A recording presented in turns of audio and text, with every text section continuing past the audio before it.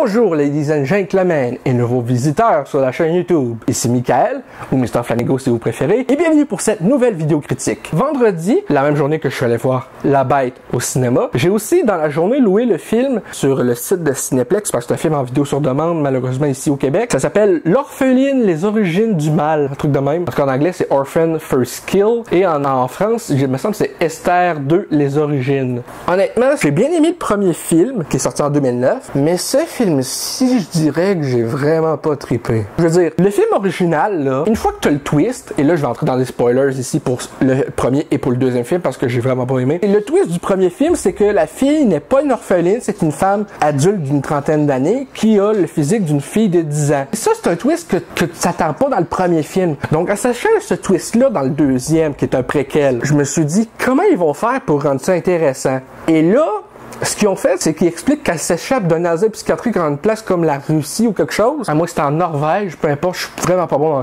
dans les affaires de géographie. Elle s'échappe et elle prend l'identité d'une petite fille enlevée aux États-Unis qui s'appelle Esther. Parce que son vrai nom à elle, c'est Lina dans le film. Ils prennent le temps d'expliquer ça c'est correct, mais il y a un twist dans ce film-ci aussi. Et ce twist-là fait perdre au film toute la cohérence qu'il avait dès le début. Parce que dans l'ensemble, le film au départ est cohérent, mais à partir du moment où il y a le twist, et là, désolé, j'ai encore pas le choix d'entrer dans les spoilers, c'est stupide. Parce qu'on apprend que la mère, depuis le début, elle sait que ce n'est pas sa fille. Pourtant, elle a joué le jeu pour après ça, plus tard, nous révéler que la petite fille, la vraie petite fille qui avait été enlevée il y a 4 ans, la vraie Esther, est décédée, tuée accidentellement par son propre frère, très gravement blessée, et elle a dû finir sa fille et s'est débarrassée du corps sans que le conjoint sache, en faisant passer ça pour un enlèvement. Donc le frère et la mère jouent le jeu tout le long et le père n'en sait rien. Mais c'est pas crédible ça, c'est au départ. Nous on le sait pas en tant qu'audience au début.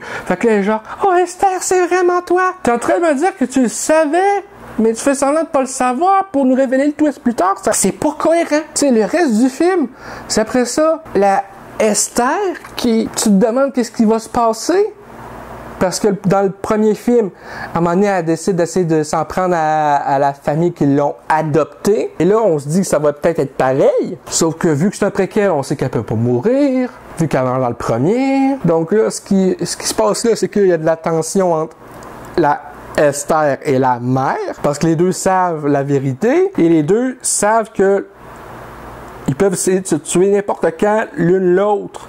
Parce que la mère, elle veut tuer Esther à un certain moment, puis Esther, elle veut tuer la mère à un certain moment, tu sais. Fait que c'est comme, ça rentre en collision, mais juste à cause du fucking twist, ça perd de... J'ai pas ressenti de tension à cause de ce moment-là. Tu sais, le film est très bien réalisé, bien écrit pour la majorité du temps, mais c'est juste le twist qui, je pense, marche pas. Ça fait perdre en cohérence vraiment, là. Je sais que je m'attarde sur ce sujet-là, mais c'est vraiment grave, selon moi, parce que le film perd vraiment de sa fucking cohérence à cause de ce twist-là. J'arrive pas à embarquer dans le film, globalement, à cause de ce twist-là.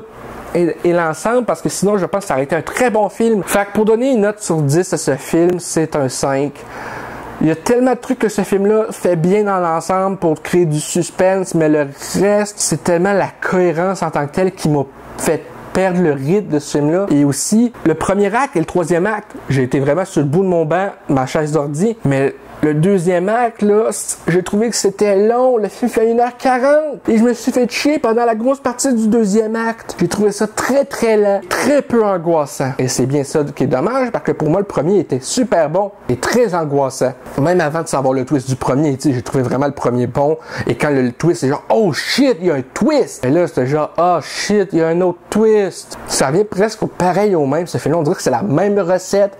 C'est juste que, au lieu d'échouer à la fin, elle réussit. Et c'est ça qui me déçoit. Tu sais, c'est que il y a rien vraiment de nouveau, mis à part au début l'exposition sur ce qu'elle a comme condition, qui explique sa petite taille et tout. Bref, ça va être tout pour cette vidéo critique de Orphan First Kill. J'espère que ça vous a plu. Si c'est le cas, n'hésitez pas à me le dire dans les commentaires, à laisser un petit like, ça fait toujours plaisir, et un abonnement à ma chaîne pour de nouvelles vidéos chaque semaine, normalement. Sur ce, c'était Michael, et je vous dis à très bientôt pour de nouvelles vidéos. Peace and love.